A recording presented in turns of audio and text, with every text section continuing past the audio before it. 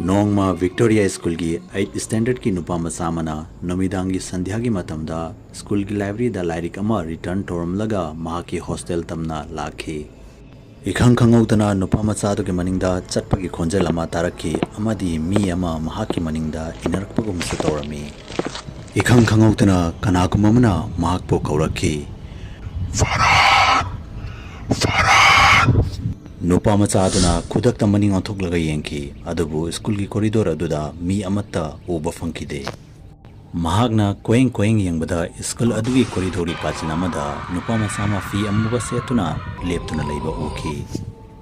महाकी school की ममानबसिंगना महाकपु थवैना कीनबगी दमकता सानबा ओइरंगमनि खंदुना महाक नुपा मसा अदु तमना तपना तपना चंगसिनखी